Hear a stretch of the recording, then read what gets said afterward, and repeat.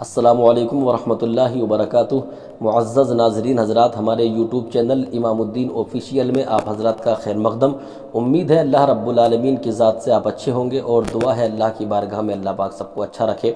ایک مسئلہ میں آپ حضرات کی سماعتوں کے حوالے کر رہا ہوں کہ زمین، کھیتی باڑی کی زمین اگر بٹائی پر دے دی، یعنی کسی کو بٹائی پر دے دی کہ آپ اس میں کریے، کھیتی باڑی کریے، جو بھی پیداوار ہوگی وہ آدھی ہماری آدھی تمہاری، اور جو بھی اس میں خرچ ہوگا وہ بھی آدھا تمہارا اور آدھا ہمارا۔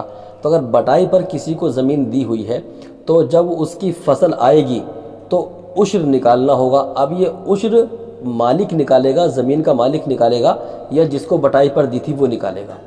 سوال پیدا ہوتا ہے کہ دونوں میں سے کس پر عشر نکالنا ضروری ہے، کون عشر نکالے گا؟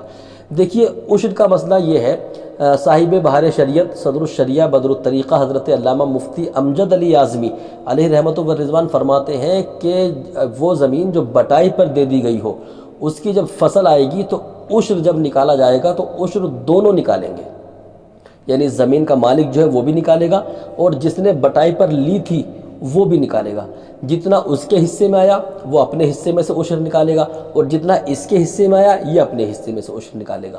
مسئلہ واضح ہو جاتا ہے کہ بٹائی پر اگر زمین دی ہے یا چوتھائی پر اگر زمین دی ہے تو اس میں جو بھی فصل آئے گی، جتنا جس کے پاس گیا ہے وہ اپنے اپنے میں سے دونوں عشر نکالیں گے، دونوں پر عشر نکالنا واجب ہے۔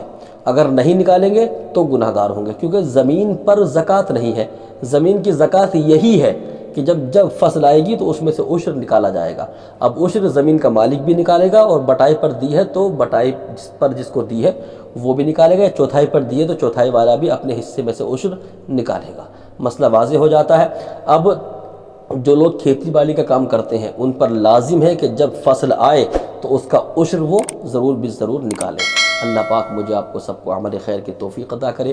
استغفر اللہ ربی من کل ذنب واتوب الیہ وما علینا الا البلاغ۔